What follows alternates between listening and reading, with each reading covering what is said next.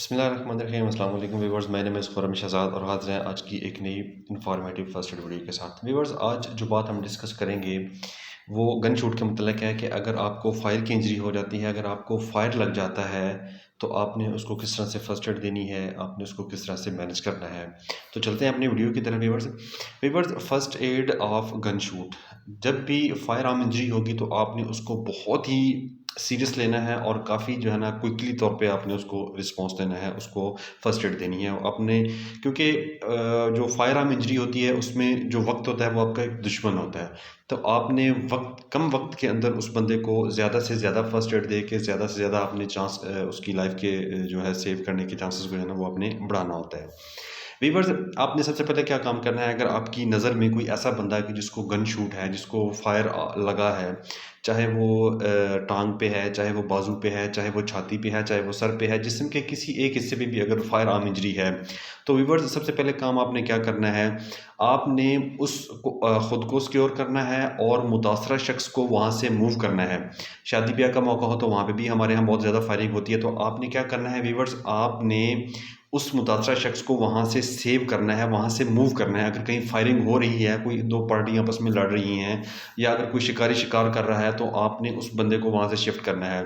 اور دوسرا کام کیا کرنا ہے آپ نے ویورز، کہ اگر وہ بندہ خود فائر کر رہا اور خود سے ہی اس کو فائر لگ گیا ہے تو آپ نے جو گن ہے اس کو سیکیور کرنا ہے۔ اس گن کو آپ نے اس کا رخ موڑنا ہے۔ اگر آپ کو نہیں پتا کہ اس کی گن کی سیفٹی کیسے آف کرتے ہیں تو آپ نے ری لوڈ اس کو کیسے کرتے، ان لوڈ کیسے کرتے ہیں، تو آپ نے گن کو تھوڑا سا دور کر کے اور اس کا جو نالی کا رخ ہے، مزل کا رخ ہے، وہ آپ نے کسی سائڈ پہ کر دینا ہے تاکہ آپ کی طرف جو ہے نا وہ دوبارہ گولی چلنے کی صورت میں آپ کی طرف وہ آپ کے لیے نہ پریشانی کا باعث بنے۔ جب آپ نے متاثرہ شخص کو وہاں سے شفٹ کر لیا، وہاں سے موو کر لیا، موو کرنے کے بعد آپ نے کیا کرنا ہوتا ہے ویورز، آپ نے جہاں پہ بھی زخم ہوگا، چاہے وہ چھاتی پہ ہے، چاہے وہ بازو پہ ہے، چاہے وہ ٹانگ پہ ہے، تو آپ نے اس زخم کو تھوڑا سا واضح کرنا ہے۔ اگر اس نے کپڑے پہنے تو وہاں سے کپڑا آپ نے ارد گرد سے پھاڑنا ہے، کٹ کرنا ہے۔ کٹ کرنے کے بعد آپ نے زخم کو ایکسپوز کرنا ہے تاکہ پتہ چلے کہ زخم کی نوعیت کیا ہے، کہاں پہ فائر لگا ہے، ایگزیکٹ جو بلیڈنگ ہو رہی ہے وہ کہاں سے ہو رہی ہے۔ آپ نے جب وہ ایکسپوز کر لیا، ایکسپوز کرنے کے بعد آپ نے ویورز کیا کرنا ہوتا ہے، آپ نے ڈائریکٹ پریشر جو ہے نا وہ اپلائی کرنا ہوتا ہے جہاں سے بلیڈنگ نکل رہی ہوتی ہے۔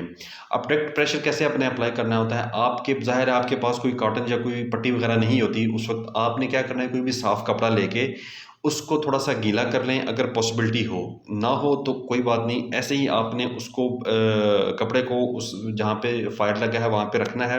رکھنے کے بعد آپ نے ہاتھ سے ہی اس کو اچھے طریقے سے پریس کرنا ہے، اس کو دبا کے رکھنا ہے۔ اگر بلیڈنگ پھر بھی ہلکی ہلکی نکل رہی ہو وہاں سے کپڑے سے تو آپ نے وہ کپڑا ہٹانا نہیں ہے۔ جو پہلے آپ نے کپڑا رکھا تھا، سب سے پہلے وہ کپڑا اوپر پڑے رہنے دینا ہے، آپ نے ایک اور کپڑا لا کے اسی کپڑے کے اوپر رکھنا ہے۔ رکھنے کے بعد آپ نے اچھے طریقے سے ایک پریشر بینڈیج جو ہے نا وہ کر دینی ہے، کسی بھی صاف کپڑے سے اس متاثرہ جگہ کو آپ نے اچھے طریقے سے پٹی کر دینی ہے۔ ساتھ ہی آپ نے کیا کرنا ہے کہ ایک ٹورنیکٹ جس کو ہم کہتے ہیں، کہ آپ نے زخم کے تھوڑا سا اوپر والی سائڈ پہ آپ نے اس کو باندھ دینا ہے، کسی بھی مضبوط رسی کے ساتھ باندھ دیں، کسی بیلٹ کے ساتھ باندھ دیں، کسی کپڑے کے ساتھ باندھ سے تھوڑی سی اوپر، بہت زیادہ ٹائٹ نہیں باندھنا اور اتنا لوز بھی نہیں باندھنا کہ بلیڈنگ وہاں سے بالکل ہی جو ہے نا وہ بلڈ کی سپلائی بالکل ہی ختم ہو جائے۔ آپ نے اس طرح سے باندھنا ہے کہ اس متاثرہ شخص کو وہاں سے بلیڈنگ جو ہے نا وہ بالکل کم سے کم ہو جائے۔ بلیڈنگ ویورز اگر بندے کی بہت زیادہ تیزی میں سپیڈ کے ساتھ ہو رہی ہے تو 3 سے 5 منٹ کے اندر اندر متاثرہ شخص کی جو ہے نا وہ موت واقع ہو سکتی ہے، اس کے لیے بہت زیادہ کریٹیکل ہو سکتی ہے۔ تو آپ نے سب سے پہلے کام کرنا ہوتا ہے ویورز، آپ موقع پہ پہنچ کے آپ نے اس بندے کی بلیڈنگ یعنی کہ خون کو روکنا ہوتا ہے۔ ویورز جب آپ نے اس کے متاثرہ شخص کے خون کو روک لیا، اب آپ نے کیا کرنا ہوتا ہے کہ آپ نے مینٹلی طور پہ الرٹ رہنا ہوتا ہے کہ وہ پیشنٹ شوق میں جا سکتا ہے۔ وہ پیشنٹ، آپ شوق میں جانے کا مطلب یہ ہوتا ہے کہ اس پیشنٹ وہ آپ کو رسپانس نہیں کرے گا پیشنٹ تھوڑی دیر کے بعد، کیونکہ ظاہر ہے فائر آرم انجری ہوتی ہے، بلیڈنگ زیادہ ہو رہی ہوتی ہے، تو وہ بندہ بے ہوش ہو سکتا ہے۔ بے ہوش ہونے کی صورت میں ویورز آپ نے کیا کرنا ہوتا ہے کہ آپ اگر تو اس کو ٹانگ پہ لگی ہے تو آپ نے اس کی ٹانگ کو تھوڑا سا ریز کرنا ہے، یعنی کہ ٹانگ کو تھوڑا سا اوپر کر دینا ہے، اس کے نیچے کوئی جگہ ٹانگ کے نیچے کوئی نہ کوئی آپ نے چیز ایسی رکھنی ہے کہ اس متاثرہ شخص کی ٹانگ جو ہے نا وہ دل کی سطح سے اوپر ہو۔ اور اگر ویورز چھاتی کے اندر فائر ہے تو آپ نے چھاتی کو اوپر نہیں کرنا، ٹھیک ہو گیا، آپ نے وہیں پہ رہنے دینی ہے. وہ آپ کے ریزن بتاؤں گا کہ آپ نے چھاتی میں اگر فائر لگا ہے یا ایبڈومن سے لے کے ہیڈ اوپر والے حصے میں، مطلب پیٹ سے لے کے اوپر والے حصے میں اگر فائر لگا ہے تو آپ نے اس کو کس طرح سے مینیج کرنا ہے. یہ بات آپ کو بتا رہا ہوں اگر آپ کے ہاتھ پہ، آپ کی ٹانگ پہ فائر لگا ہے، آپ نے فٹ ریز کر دیا ویورز. فٹ ریز کرنے کے بعد آپ نے اس کا ایئر وے کلیئر کرنا ہوتا ہے. ایئر وے کیسے کلیئر کرنا ہوتا ہے کہ چن کو تھوڑا سا پیچھے کر کے آپ نے جو زبان حلق کے ساتھ ہوتی ہے وہ نیچے آ جائے گی اور اس کا سانس کا رستہ جو ہے نا وہ کلیئر ہو جائے گا.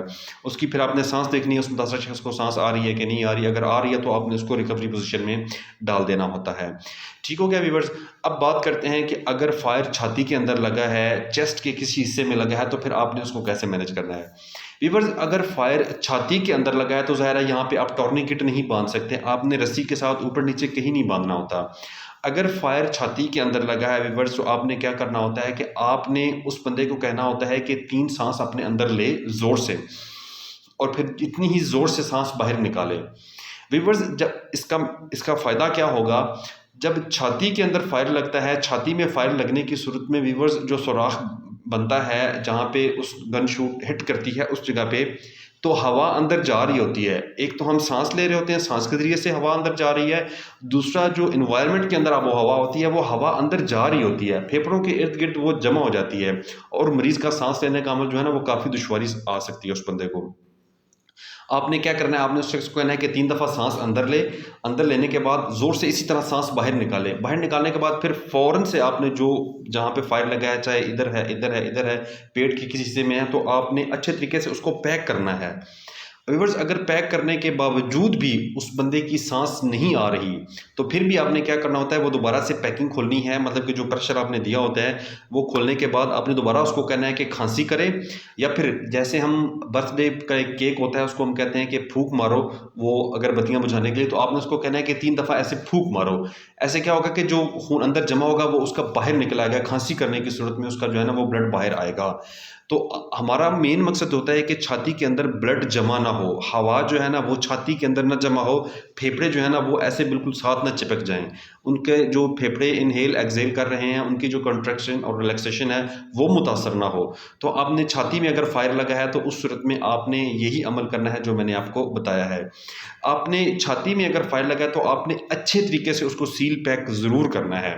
سیل پیک کا مطلب یہ ہے کہ آپ نے کوئی بھی صاف کپڑا رکھ کے اس کو ارد گرد سے، اگر آپ کے پاس ٹیپ ہے تو آپ نے ٹیپ لگا دینی ہے، نہیں تو کوئی بھی ایسی جگہ، کوئی بھی ایسی چیز لے کے آپ نے اس کو سائڈوں سے بالکل کور کر دینا ہے کہ کسی طرح سے بھی ہوا اندر نہ جائے. تو یہ چھاتی میں فائر لگا. اگر ویورز فائر لگا ہے سر میں یا ریڑھ کی ہڈی میں تو آپ نے اس متاثرہ شخص کو موو نہیں کرنا وہاں سے. اس کو جہاں پہ پڑا ہوا ہے آپ نے اسی طرح پڑا رہنے دینا ہے. چھاتی اگر ریڑھ کی ہڈی میں فائر لگا ہے یا سر میں فائر لگا ہے تو وہ مزید ڈیمیج کاز کر سکتا ہے آپ کے اس کے موو کرنے کی صورت میں.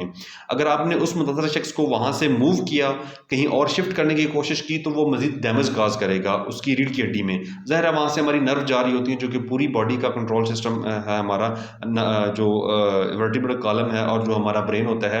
تو اگر ایک چھوٹی سی بھی نرو ڈیمیج ہوگی تو وہ پھر پوری زندگی کے لیے اس بندے کے لیے اپاہج جو ہے نا وہ اس کا سامنا کرنا پڑ سکتا ہے. ویورز جب کسی بھی بندے کو فائر لگتا ہے تو فائر لگنے کی صورت میں آپ نے کیا، یہ جو مختلف حصے تھے یہ آپ کو بتا رہا تھا. اب آپ نے کیا کرنا ہوتا ہے ویورز، اگر اس کی چھاتی میں فائر لگا ہے، سر میں لگا ہے یا ٹانگ کی کسی بھی جگہ پہ لگا ہے، تو آپ نے جو زیادہ ٹائٹ کپڑے پہنے ہوتے ہیں وہ آپ نے کسی بھی تیز دھار آلے سے یا خود ہی اپنے ہاتھوں سے ان کپڑوں کو تھوڑا سا لوز کرنا ہے جو بہت زیادہ ٹائٹ ہوتے ہیں. لوز کپڑے آپ نے کرنے ہیں. اس کے بعد آپ نے کیا کرنا ہے، کیونکہ ظاہر ہے اس پیشنٹ کا جو ہے نا وہ بلیڈنگ زیادہ ہو رہی ہوتی ہے تو اس کا جو بلڈ پریشر ہوتا ہے وہ نیچے چلا جاتا ہے، لو ہو جاتا ہے. تو وہ مریض جو ہے نا بالکل ٹھنڈا ہو جاتا ہے اور اس کا بی پی لو ہونے کی صورت میں اس کا جسم ٹھنڈا ہوتا ہے. تو آپ نے اس کو کور ضرور دینا ہے، کسی بھی بلینکٹ سے دے دیں، کسی بھی کپڑے کے ساتھ دے دیں تاکہ اس کا جسم جو ہے نا وہ گرم رہے. اور اگر پاسبل ہو تو آپ نے برف لے کے یا پھر کوئی بھی ٹھنڈا پانی لے کے یا کوئی بھی ایسی ٹھنڈی چیز جو کہ کپڑے کو ٹھنڈا کرے، آپ نے وہ اس زخم کے ارد گرد لازمی لپیٹنی ہے تاکہ وہاں پہ جو آرٹریز اور کیپلریز ہیں وہاں وہ جو ان کے اندر جو بلڈ ہے وہ کلاٹ ہو جائے اور بلڈ جتنا سیو ہو سکے وہ آپ بلڈ سیو کریں. ویورز لاسٹ میں پھر میں آپ کو بتا دوں کہ فائر آرم انجری میں بلیڈنگ بہت زیادہ جو ہے نا وہ ہوتی ہے کہ آپ نے اس بلیڈنگ کو کنٹرول کرنا ہوتا ہے. بلیڈنگ کنٹرول کریں گے تو آپ نے متاثرہ شخص کی تقریباً 90 to 70% آپ نے اس بندے کی لائف کو سیو کر لیا ہوتا ہے. ویورز ساتھ ہی آپ نے ظاہر ایمبولینس کو جب بھی آپ نے فائر آرم انجری کی دیکھنی ہے تو آپ نے ایمبولینس کو کال ضرور کرنی ہے. ایمبولینس کو کال کر دیں گے اور ساتھ ہی آپ نے فرسٹ ایڈ اسٹارٹ کر دینی جب تک کہ ایمبولینس آتی ہے. پھر اس بندے کو جو ہے نا وہ ہاسپٹل شفٹ ضرور اس کو ہاسپٹل شفٹ کروانے کے بعد آپ کی جو ڈیوٹی ہے یہاں پہ وہ ختم ہو جائے گی. ویڈیو کیسی لگی ویورز ہمیں ضرور بتائیے گا. دعاؤں میں یاد رکھیے گا. فی امان اللہ. اللہ حافظ.